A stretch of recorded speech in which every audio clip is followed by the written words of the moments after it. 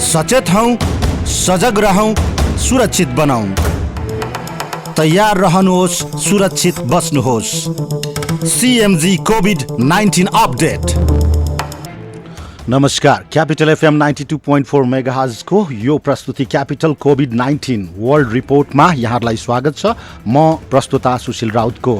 प्राविधिक मित्र सनत रमेश अनि सुरेनको साथमा आज पनि यहाँहरूमा आज उपस्थित भइसकेको छु। अहिले यो 9 बजेको क्यापिटल समाचार पछिको यो प्रस्तुतिका साथमा र आजको प्रस्तुतिमा यहाँहरूलाई म पूर्व जानकारी गराउँछु। आजको प्रस्तुतिमा हामीसँग हुनुहुनेछ नरेन्द्र कुमार बस्नेत, NRN जापान च्याप्टरका एडभाइजर हुनुहुन्छ भने नेप्लिज स्टुडेन्ट एसोसिएसन इन जापानका एडभाइजर सल्लाहकार हुनुहुन्छ र अझ भन्नुपर्दाखेरि उहाँ NRN का चाहिँ अभियन्ता अनि त्यसै गरी वरिष्ठ समाजसेवी पनि हुनुहुन्छ र उहाँ जापानबाट हामीसँग सम्पर्कमा आउँदै हुनुहुन्छ भने जापान पछि हामी यो ल्यान्ड अफ राइजिङ सन पछि हामी ल्यान्ड अफ सेटिङ सनतिर जानेछौँ, अर्थात् हामी बेलायततिर जानेछौँ र बेलायतबाट हामीसँग अमृत बोहरा हाम्रा हितैषी मित्र हुनुहुन्छ।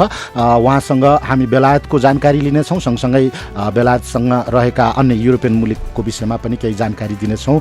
के कस्तो भइरहेको छ विश्वभर कोभिड-19 कोरोना भाइरसको महामारी को विषयमा जानकारी गराउनका लागि हामीले यो प्रयास केही दिन यता जारी राखेका छौँ। संसारभरि फैलिएर बसिरहनुभएका नेपालीहरूसँगको त्यहाँको वस्तुस्थिति, यो कोरोना भाइरसको महामारीले के अवस्था छ र यो नेपाल र विश्वभरि छरिएर रहेका नेपालीहरूको अवस्था कस्तो छ भन्ने हामीले बुझ्ने प्रयास गरिरहेका छौँ।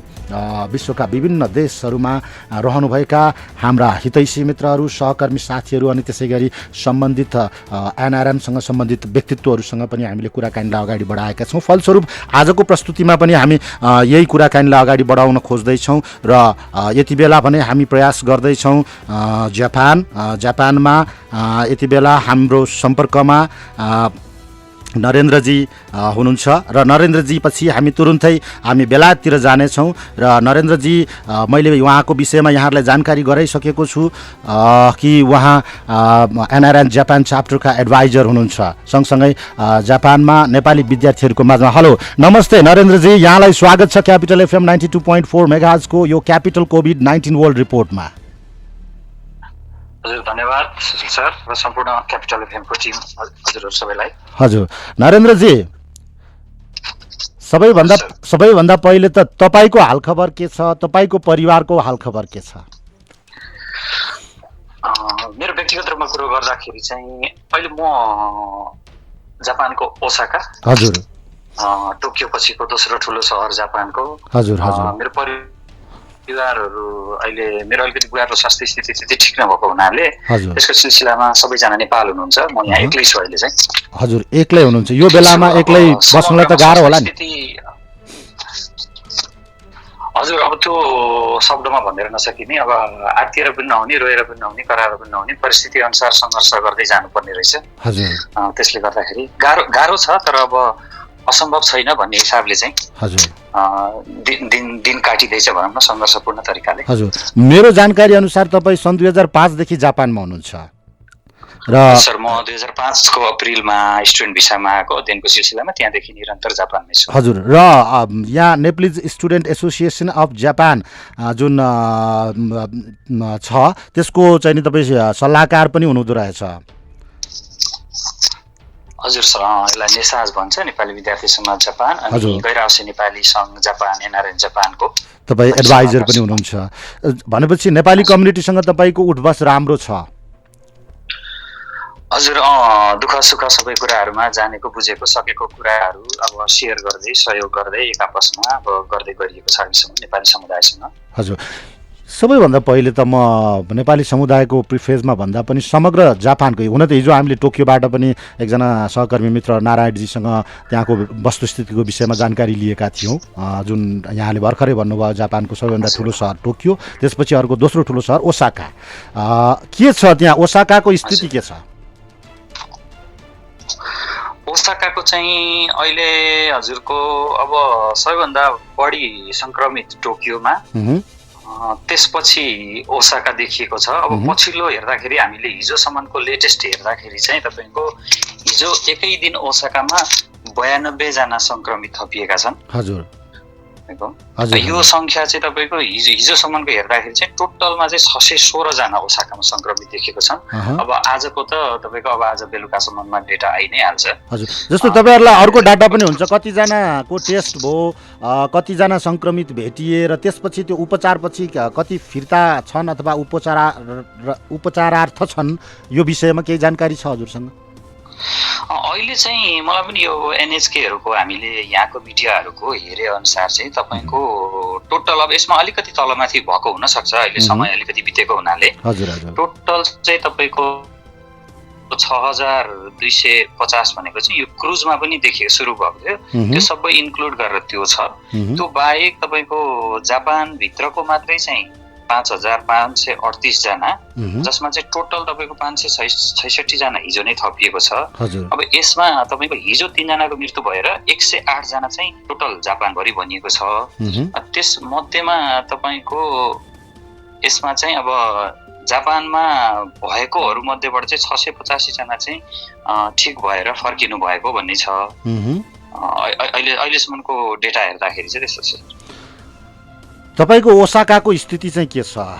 त्यहाँ कतिको चाहिँ नि मानवीय सङ्कट देखा परेको छ, के छ सामाजिक रूपमा, कस्तो किसिमको वातावरण छ?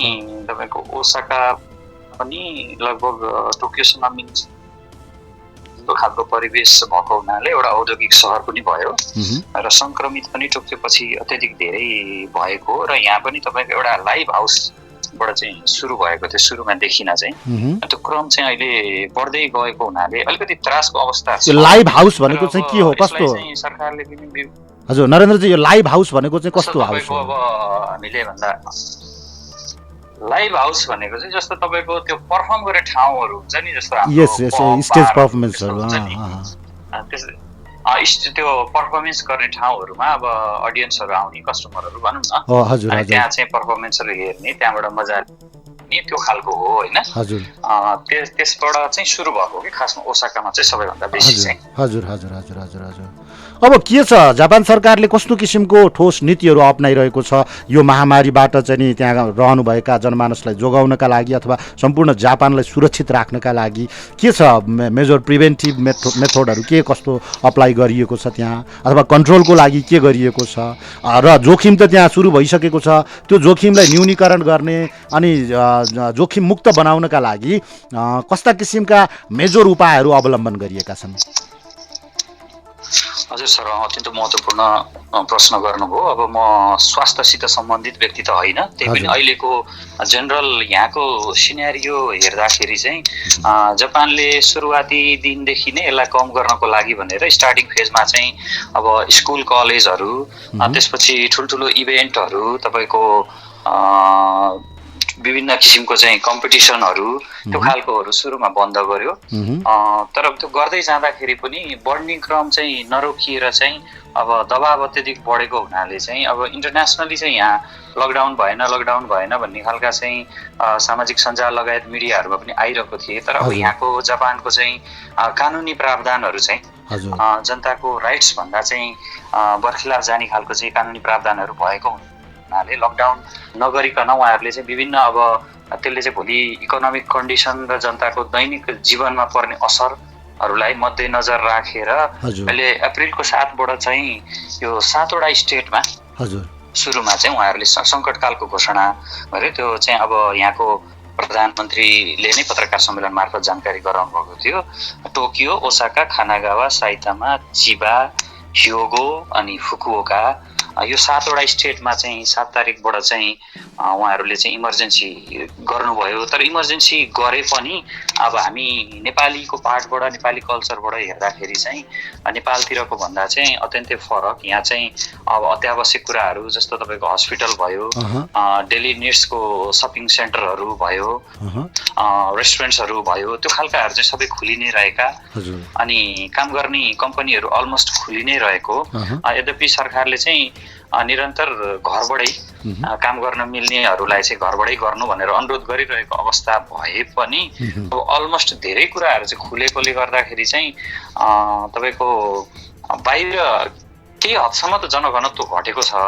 तर जुन किसिमको एउटा अफिस जाने रस टाइम अनि फर्किने रस टाइममा तपाईँको ट्रेनमा हुने भिडभाड, यहाँको सेन्ट्रल पार्टको चाहिँ ठाउँहरूमा हुने भिडभाड, त्यो भिडभाडले चाहिँ अलिकति जोखिम चाहिँ बढाउने नै हो कि भन्ने खालको चाहिँ अलिक असन्तुष्टि भनौँ न तपाईँको सङ्कटकाल पछि पनि यो अझै भएन, यसलाई चाहिँ अझै नै टाइट गर्नुपर्छ, यसको चाहिँ अलिकति केही परिवर्तन गरेर लानुपर्छ भन्ने किसिमले अलिकति दबाब चाहिँ बढिरहेको छ सरकारलाई।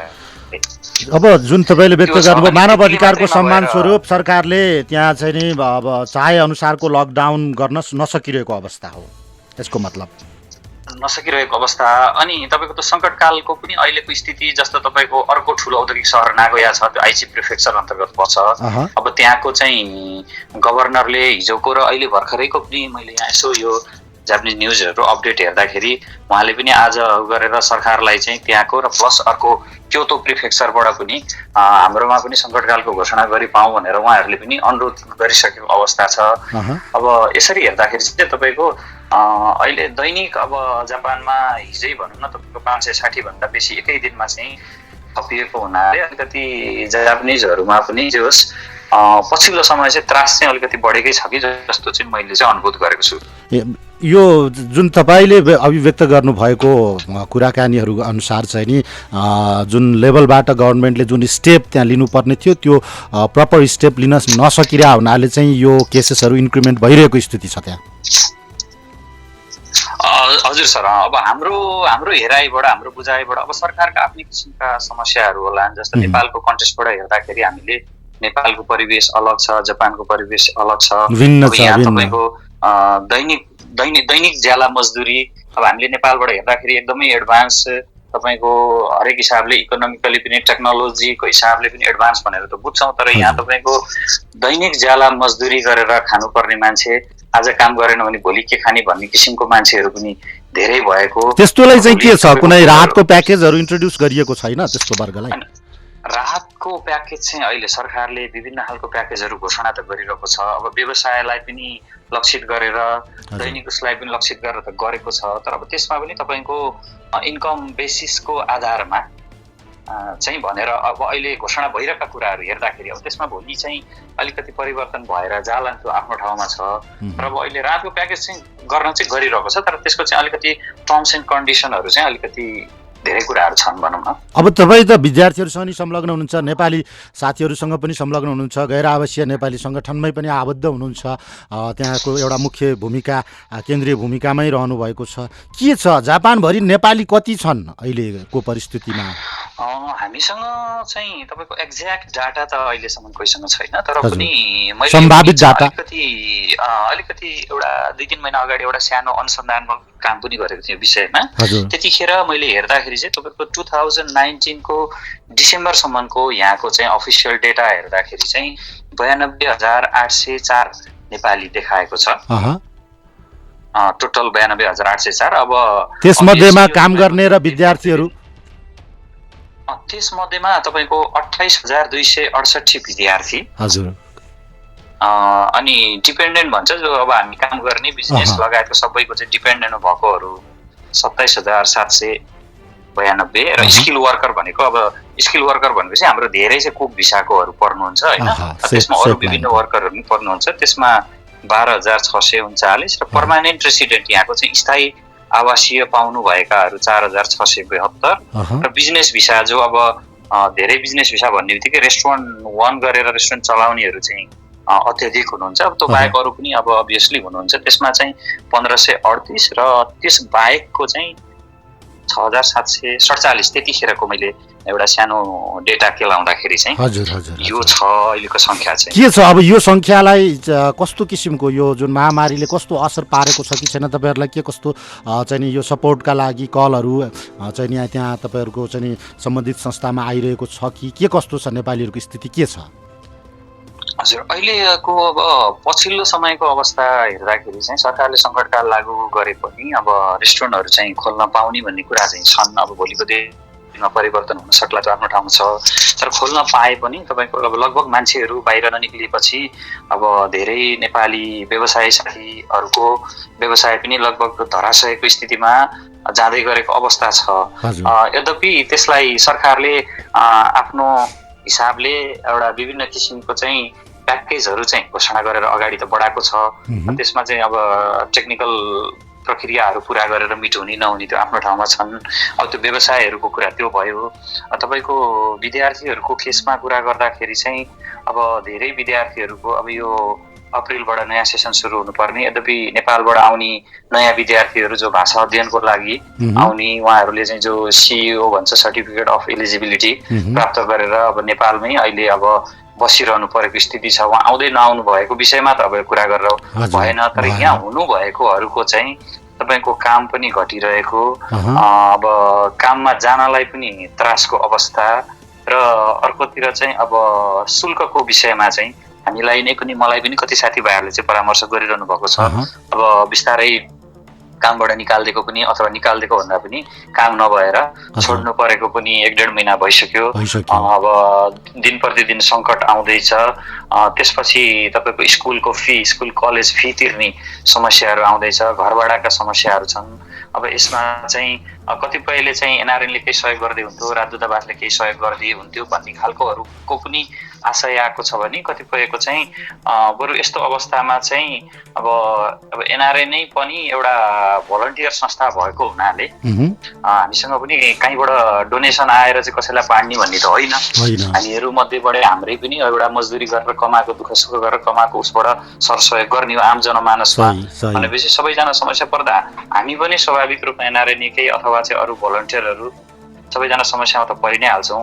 त्यही पनि अब एनआरएन राजदूतावास लगायत विभिन्न सङ्घ संस्थाबाट कुनै एउटा लोन प्याकेजकै रूपमा पनि विद्यार्थीलाई, जबकि तपाईँको आजसम्मको दिनमा हेर्दा सरकारले चाहिँ अब आफ्नै जनताको लागि नै कसरी धान्ने के गर्ने भन्ने किसिमको स्थिति भइरहेको विषयमा चाहिँ विदेशी विद्यार्थीको विषयमा त्यति धेरै सोच्न सकिरहेको अवस्था होला जस्तो चाहिँ मैले बुझेको छुइनँ। त्यसले गर्दाखेरि चाहिँ अलिकति कतैबाट अब लोनहरू त्यस्तो किसिमको चाहिँ आएदेखि चाहिँ बरु जीवनयापन गर्न केही हदसम्म सहज हुन्थ्यो कि भन्ने चाहिँ धेरै विद्यार्थी भाइ बहिनीहरूको कुरा। जस्तो यहाँको अहिले यहाँको कुरा सुन्दाखेरि, यहाँको अभिव्यक्तिहरू सुन्दाखेरि समस्या विमुख भन्दा नि समस्या उन्मुखतर्फ अहिले नेपाली कम्युनिटी त्यतातिर बढिरहेको जस्तो फिल भयो मलाई।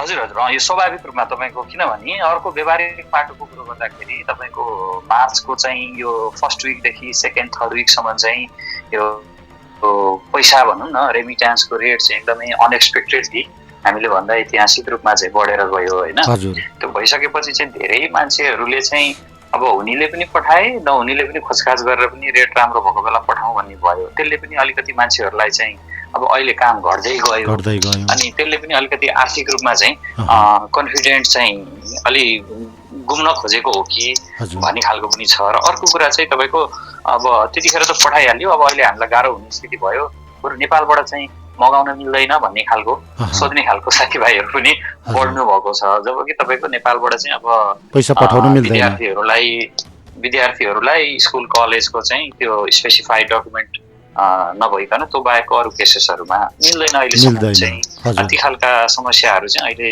उन्मुख छन् भनौँ।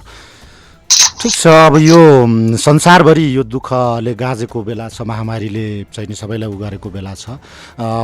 हाम्रो निर्धारित समय पनि तपाईँलाई छुटाएको निर्धारित समय पनि हाम्रो सिद्धिन लागेको छ। र यहाँलाई म चाहिँ नि जाँदा जाँदै एउटै चिज के सोध्न खोज्छु, तपाईँको आम नेपाली क्यापिटल एफएम यो हाम्रो क्यापिटल मिडिया ग्रुप अन्तर्गत हाम्रो रेडियो नेटवर्क सुनेर बस्नुहुने तमाम श्रोताजनलाई, अनलाइनबाट पनि सुनेर बस्नुहुने श्रोताजनलाई र तपाईँको आफन्तजनलाई तपाईँको विषयमा के सन्देश दिनुहुन्छ?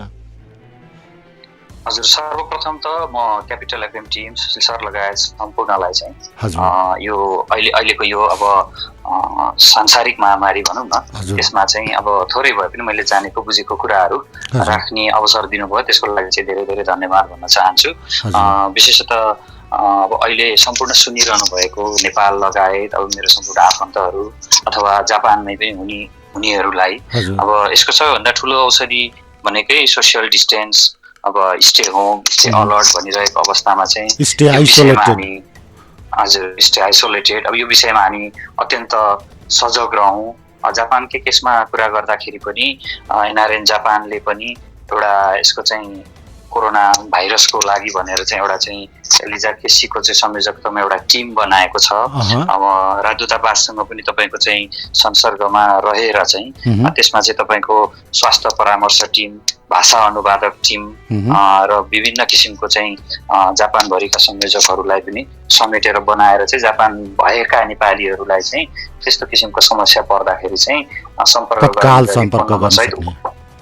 हजुर फोन नम्बर सहित उपलब्ध गराएर नेपाली डाक्टरहरूकै स्वास्थ्य परामर्श टिम बनाएर चाहिँ गरेको छ। अब त्यो टिममा भएका साथीहरू पनि आम साथीहरू जस्तै नै मान्छेहरू भएको हुनाले त्यसलाई पनि एउटा चाहिँ सहयोगी भावले बुझिदिनु हुन म अनुरोध गर्दछु। र अन्तमा त्यही हो, अब जति भने पनि सोसियल डिस्टेन्स कायम गरौँ, stay home, stay alert, stay safe. अब यो सांसारिक महामारी भएको हुनाले चाहिँ यसलाई चाहिँ यसबाट जोगिनको लागि हामी आफूमै सजग रहनु, सचेत रहनु बाहेकको उपाय छैन। नरेन्द्रजी, यहाँको यो अमूल्य अभिव्यक्ति अनि समयका लागि हार्दिक कृतज्ञता व्यक्त गर्दछौँ हामी। धन्यवाद। फेरि पनि सम्पूर्ण क्यापिटल एफएमको टिम लगाए सम्पूर्ण सरहरूलाई चाहिँ नमस्कार र धन्यवाद भन्न चाहन्छु।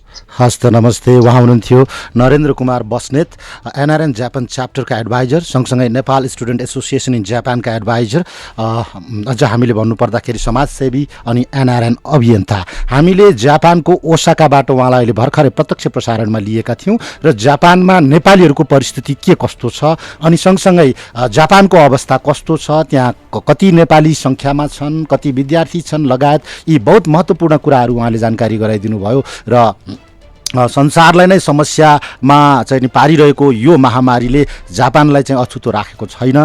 जापान सरकारले गरेका राम्रा प्रयासहरूको विषयमा पनि उहाँले वर्णन गर्नुभयो र त्यहाँ नेपालीहरूले अब आगामी दिनमा के कस्तो समस्या भोग्न सक्छन् र अहिले के समस्या उन्मुख भइरहेको छ भन्ने विषयमा पनि जानकारी गराउनु भयो र सँगसँगै आम श्रोतालाई एउटा आफ्नो व्यक्तिगत सामाजिक सन्देश पनि दिनुभयो यो महामारीबाट कसरी जोगिन्छ भनेर। पक्कै पनि तपाईँहरू यति बेला हामीलाई सुन्दै हुनुहुन्छ क्यापिटल एफएम 92.4 मेगाहर्ज काठमाडौँबाट केन्द्रीय प्रसारण हाम्रो काठमाडौँबाट सुनिरहनु भएको छ। पूर्वमा रेडियो सारङ्गी 101.3 मेगाहर्ज पूर्वको उज्यालोबाट हामीलाई सुनिरहनु भएको छ र पश्चिममा रेडियो सारङ्गी 93.8 मेगाहर्जबाट हामीलाई सुनिरहनु भएको छ अनि अनलाइनमा www.cfmanya.com, www.radiosarangi.com अनि सँगै हाम्रो आफ्नै मोबाइल एप क्यापिटल एफएम 92.4 बाट पनि यहाँहरूले हामीलाई सुनिरहनु भएको छ र मलाई प्राविधिक रूपमा यति बेला रमेशले संसाथ दिइरहनु भएको छ अनि म प्रस्तुता सुशील राउत यहाँहरू माझमा क्यापिटल कोभिड-19 वर्ल्ड रिपोर्टको साथमा छु। यसपछि ल्यान्ड अफ राइजिङ सन पछि हामी तपाईँहरूलाई ल्यान्ड अफ सेटिङ सन, हजुर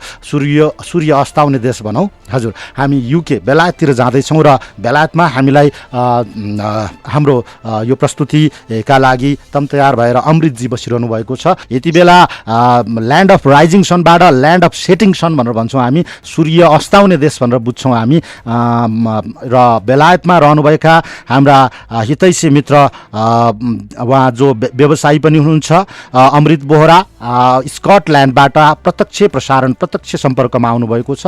अब बेलायतको विषयमा हामी चर्चा गर्दैछौँ। सबैभन्दा पहिले त अमृत बोहराजीलाई हाम्रो प्रस्तुतिमा स्वागत छ। अमृतजी, स्वागत छ।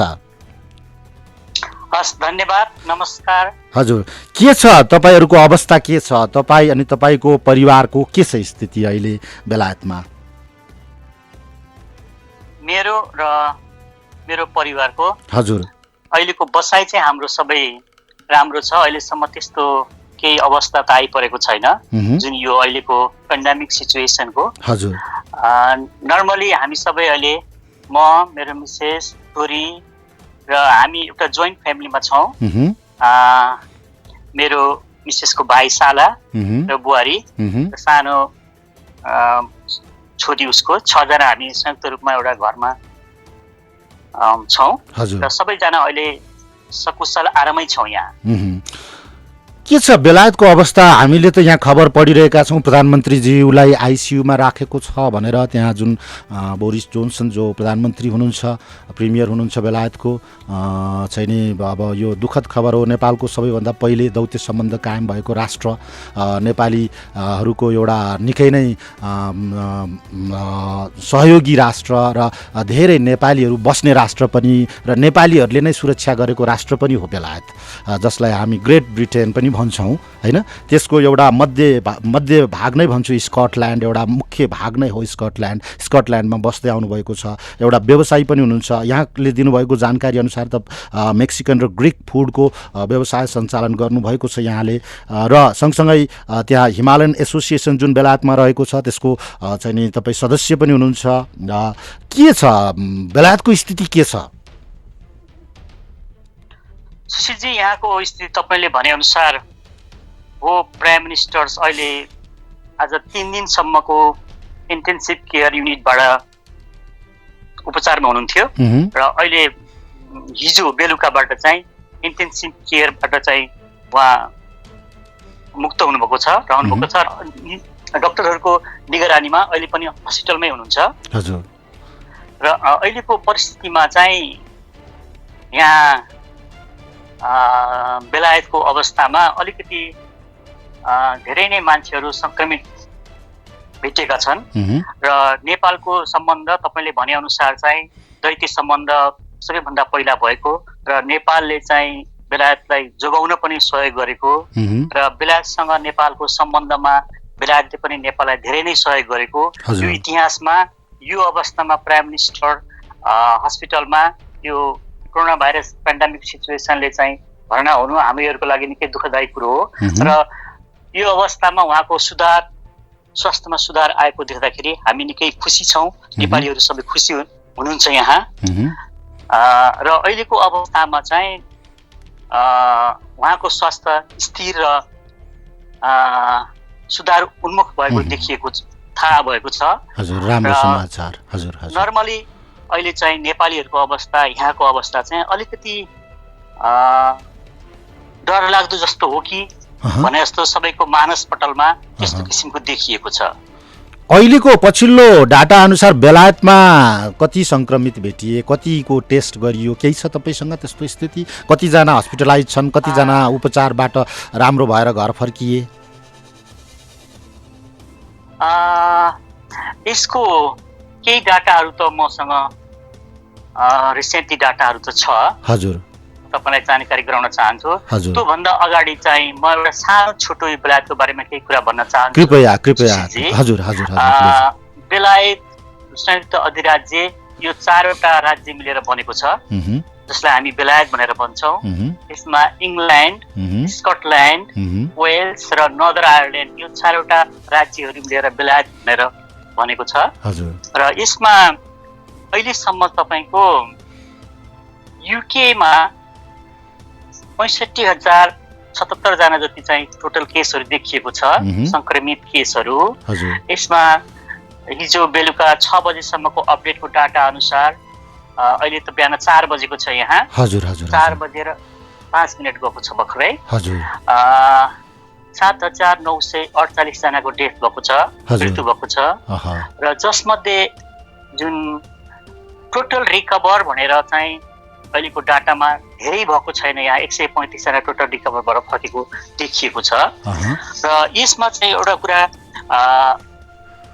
4वटा राज्यहरूमध्ये म तपाईँलाई प्रत्येक राज्यको थोरै केही कुराहरू पनि जानकारी गराउँछु अहिलेको यो पेन्डेमिक सिचुएसनको, कोरोना भाइरसको सिचुएसनमा। हजुर हजुर। यसमा स्कटल्यान्ड जुन यहाँ र वेल्स, स्कटल्यान्डमा जम्मा तपाईँको यो केसेसहरू देखिएको 4,957 जनाको केस देखिएको छ, जसमा चाहिँ 447 जनाको डेथ भएको छ। र यहाँको जनसङ्ख्या यो बेलायतमा सबैभन्दा धेरै जनसङ्ख्या इङ्ल्यान्डमा बस्नुहुन्छ र वेल्स, स्कटल्यान्ड र नर्दर्न आयरल्यान्डमा चाहिँ जनसङ्ख्या धेरै नै कम छ। जसमध्ये स्कटल्यान्डमा 54 लाखको हाराहारीमा जनसङ्ख्या रहेको छ। जस्तै गरिकन वेल्स 4,089 जना सङ्क्रमित हुनुभएको छ र जसमा 386 जनाको मृत्यु हिजो साँझसम्मको रिपोर्टमा त्यो देखिएको छ। र लगभग यहाँ चाहिँ 31 लाख जति मानिसहरू बस्नुहुन्छ। र नर्दर्न आयरल्यान्ड यो पनि एउटा सानो राज्य हो बेलायतको, हजुर यसमा 1477 जना चाहिँ संक्रमित देखिएको छ भने 82 जनाको हिजो बेलुकासम्मको अवस्थामा मृत्यु भएको छ र 18 लाख जति मानिसहरू यहाँ बस्नुहुन्छ भने बाँकी रहेको 5 करोड समथिङ 40-50 लाख मान्छे इङ्ल्यान्ड राज्यमा बस्नुहुन्छ र यहाँ मात्रै लगभग 5500 को मृत्यु भइसकेको छ। ओके सरी 55,000 चाहिँ यहाँ संक्रमित देखिएको छ। मृत्यु संख्या चाहिँ कति भएको छ त्यति मध्येमा? मृत्यु संख्या चाहिँ तपाईको यहाँ लगभग 6,200-300 जति मृत्यु भइसकेको छ इङ्ल्यान्डमा। पुरा बेलायतभरिको कुरा आयो यो। र अब यस्तो परिस्थिति किन हजुर यो बेलायतमा किन यस्तो परिस्थिति विकास भयो? के बेलायतको सरकार यो चिजमा फेल भएको हो? यस सरकारले चाहिँ अलिकति सुरुवातमा त्यति धेरै जुन गर्नुपर्ने निगरानी हो हजुर त्यो कुरालाई चाहिँ अलिकति व्यवस्था गरेको परिणाम हजुर किनभने जस्तो अस्ति अप्रिलको 19-20 सम्म नेपालीहरू नेपालबाट आउनु हुँदाखेरि हामीहरूले उहाँहरूलाई तपाईले अलि होस गरेर आउनुहोस्, धेरै कुराहरूमा ख्याल गर्नुहोस् भन्ने कुरा धेरै कुराहरू गरेको थियौँ। आउँदाखेरि निकै गाह्रो होला, चेकअप होला एयरपोर्टमा अनि आउट हुने बेलामा भन्ने कुराहरू धेरै नै हामीलाई चाहिँ खुल्दी लागिरहेको थियो। तर त्यहाँबाट अस्ति अप्रिलको 19 सम्ममा चाहिँ प्लेनमा आउँदा जाँदाखेरि कतै पनि कुनै कुराको चेक जाँच केही पनि गरिएन, यतिसम्म खुला गरिएको थियो, जसले गर्दाखेरि चाहिँ एकदमै बाहिरी मुभमेन्ट धेरै भयो यहाँ। र अर्को कुरा चाहिँ बेलायतमा कुनै पनि क्षेत्र जमिनले जोडिएको छैन, पुरै हवाई मार्ग मात्र छ र यो बीचमा चाहिँ धेरै मानिसहरू जति हवाई मार्गबाट अप डाउन गर्नुहुन्छ, यात्रा गर्नुहुन्छ, उहाँहरूको चाहिँ कुनै पनि चेक त्यस्तो गरिएन। संक्रमण फैलिनुको मुख्य कारण हवाई मार्गलाई यथास्थितिमा छोडिदिनु नै मुख्य कारण त्यही नै बन्यो। हवाई मार्ग त गर्नु नै पर्यो, यातायातको त साधन त्यही नै हो यहाँको। तर जुन चाहिँ व्यक्तिहरूलाई चाहिँ छ कि छैन कोरोना भाइरस भनेर जुन चेक गर्नुपर्ने एयरपोर्टमा एउटा चेक गरेर चाहिँ क्वारेन्टाइनमा पठाउनु पर्ने हो कि के गर्नुपर्ने हो भन्ने कुरा त्यसको चाहिँ त्यति धेरै ख्याल गरिन त्यतिखेर। त्यसले गर्दाखेरि चाहिँ सिचुएसन अलि नराम्रो, जुन किसिमको प्रिभेन्टिभ मेजर गभर्नमेन्टले टाइमिङली लिनुपर्ने थियो त्यो प्रिभेन्टिभ मेजर नलिँदाखेरि अहिलेको वर्तमान आजको दिनको परिस्थिति त्यहाँ देखा पर्यो। हामीले बुझ्नु लाग्छ, एकदमै त्यही लाग्छ। हजुर अब हामीसँग समय कम छ, अब एकैछिन नेपाली कम्युनिटीतिर जाउँ। के छ मेजर समस्याहरू नेपाली कम्युनिटीले के भोगिरहेछ? यसो सुशीलजी, यहाँ चाहिँ दुःखलाग्दो खबर छ नेपालीहरूको लागि। अहिलेसम्म हिजो बेलुकासम्म चाहिँ 6 जना नेपालीहरूको मृत्यु भइसक्यो। हजुर र अर्को कुरा चाहिँ अझ दुःखलाग्दो कुरा के छ भने गएको बुधबार आज त शुक्रबार भयो, नेपालबाट आफ्नो नातिको विवाहमा भनेर आउनुभएको हजुरबुवा हजुरमुवाहरू आउनुभएको थियो र उहाँको जुन विवाह गर्ने नातिको हजुरबुवा चाहिँ हिजो बित्नुभयो अस्ति बुधबार होइन। यसरी चाहिँ अब नेपालीहरूको कतिखेर के हुन्छ भन्ने अवस्था आएको छ। कतिपय धेरै बिरामी हुनुहुन्छ जसलाई चाहिँ कोही आइसोलेसनमा हुनुहुन्छ घरमै, कोही हस्पिटलमा एडमिट हुनुहुन्छ। सिचुएसन चाहिँ एउटा नेपाली जनमानसमा पनि ओहो यस्तो भयो भन्ने कुराहरू भइरहेको छ। तैपनि नेपालको राजदूतावासले यहाँबाट विभिन्न किसिमको एउटा समितिहरू बनाएको छ र त्यो समिति मार्फत विभिन्न किसिमका सहयोग, एउटा एवेरनेस, अर्को कुरा जानकारी गराउने, अर्थात् त्यस्तै गरिकन कहाँ के समस्या परेको छ त्यो समस्या परेकोलाई चाहिँ कसरी सहयोग गर्ने भन्ने कुरा त्यो छ भने आफ्नो समुदायमा पनि विभिन्न सहरहरूको समुदायमा पनि एउटा समितिहरू बनाइएको छ। त्यो समितिले कसैलाई आइसोलेसनमा बस्नुभएको परिवारलाई चाहिँ के सहयोग गर्नुपर्ने हो, खानेकुरादेखि लिएर अन्य कुराहरू, त्यसको लागि चाहिँ एउटा समितिहरू बनाएर एक आपसमा सहयोगको भावना गरिराख्नु भएको छ। अहिलेको अवस्थामा हेर्दाखेरि अब धेरै जसो नेपालीहरूको जुन एक थरी जो रेस्टुरेन्ट लाइनमा काम गर्नुहुन्छ, होटेल लाइनमा काम गर्नेहरूको चाहिँ यतिखेर बन्द भएको हुँदाखेरि अलिकति अब केही समयपछि यस्तै लामो लम्बियो भने अलिकति आर्थिक समस्या पनि पर्ला, जसले गर्दाखेरि बिस्तारै आफ्नो दैनिक गुजारा चलाउनको लागि पनि गाह्रो हुने स्थितिहरू विकास त्यो विकासोन्मुख छ, विकासक्रममा छ, गाह्रो हुने अप्ठ्यारो हुने स्थितिहरू चाहिँ हुन्छ। यहाँको यो जस्तो हजुर अमृतजी हामीसँग हजुर मैले यहाँलाई अनुरोध गर्न चाहेँ कि यति बेला हाम्रो समाचारको समय हुन लागेको छ, 10 बज्न लागेको छ नेपालको बिहानीको समयको, र म यहाँसँग अन्य जानकारीहरू पनि अन्य टाइममा तपाईँको उपलब्ध समयमा जानकारी लिने कोसिस गर्नेछु बेलायतको विषयमा। र अहिले जाँदा जाँदै यहाँ नेपालमा रहनुभएका आम नेपालीहरूलाई अथवा क्यापिटल मिडिया ग्रुप अन्तर्गत हाम्रो यो रेडियो नेटवर्क मार्फत हामीलाई सुनिरहनुभएका व्यक्तिहरूलाई तपाईँ बेलायतबाट छोटो मिठो सन्देश जाँदा जाँदै के सन्देश दिन चाहनुहुन्छ?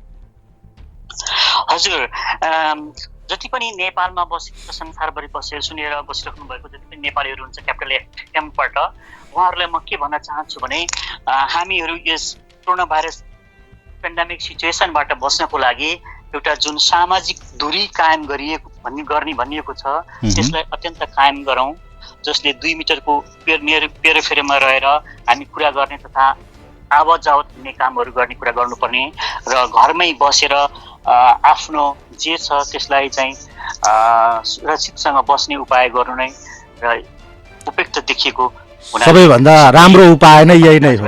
रोगलाई निमन्त्रणा नदिनु नै राम्रो उपाय हो, हैन? हजुर, सबैभन्दा पहिला चाहिँ रोगलाई कसरीबाट टाढा बस्ने भन्ने कुरा सबैभन्दा प्रमुख नै यही नै हो र संसारभरि लागू गरिएको नि अहिले यही नियम छ। यो नियमलाई यहाँ चाहिँ बेलायतमा असाध्यै कडासँग लागू गरिएको छ अहिलेको अवस्थामा आएर। हजुर हजुर। र यस्तै नियम चाहिँ पालना हाम्रो देशमा पनि गरियो। सरकारले भनेका कुराहरूलाई चाहिँ सबैले अवज्ञा नगरिकन पालना गर्दाखेरि निकै नै राम्रो हुन्छ होला जस्तो मलाई लागेको छ। Stay home, stay safe, social distance, अहिले आएका जति पनि यी कुराहरूलाई चाहिँ प्रमुख रूपमा र अनि सबैभन्दा ठुलो कुरा कुनै पनि ठाउँमा कतै पनि गइसकेपछि घरमा बस्नु बित्तिकै सबैभन्दा पहिला साबुन पानीले असाध्यै राम्रोसँग हात धुनु पर्ने हुन्छ र हातलाई चाहिँ आफ्नो मुखमा, अनुहारमा, आँखामा, नाकमा लैजाने काम चाहिँ नगर्दा धेरै राम्रो हुन्छ।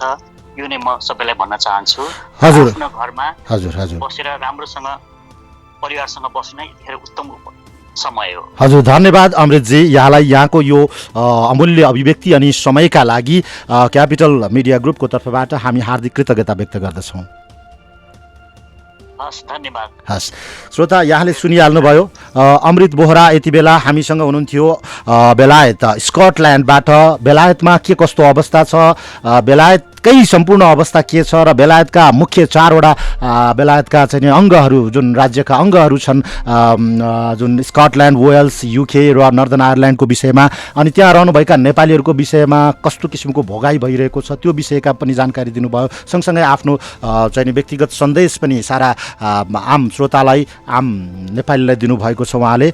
स्टे सेफ भन्छु अमृतजी, किप सेफ र तपाईँहरू अझै सचेत भएर बस्नुहोला। अहिलेसम्मको यहाँले दिनुभएको जानकारी अनुसार 6 जनाको मृत्यु भइसकेको छ नेपालीहरूको बेलायतमा। यो निकै नै डरलाग्दो पक्ष हो, तर पनि हामी आत्तिनु भएन। यो समयमा हामीले सम्पूर्ण बलभन्दा पनि बुद्धि र विवेकलाई प्रयोग गरेर बुद्धि र विवेक अनुसार बललाई प्रयोग गर्नुपर्ने स्थिति छ र विश्वभर कोभिड-19 कोरोना भाइरसको यो महामारीको रिपोर्ट यहाँहरूमा हामीले प्रस्तुत गर्ने क्रममा क्यापिटल कोभिड-19 वर्ल्ड रिपोर्टको प्रस्तुतिको निर्धारित समय सिद्धिसकेको छ। क्यापिटल एफएममा यसपछि 10 बजेको समाचारको समय रहनेछ र 10 बजेपछि यहाँहरूमा फेरि पनि म आउनेछु कोभिड-19 डक्टर अन डिमान्डमा। आज हामी झापाका डाक्टर नवीन चापागाईसँगको कुराकानी लिएर आउनेछौँ। Stay tune to capital FM 92.4 megahertz.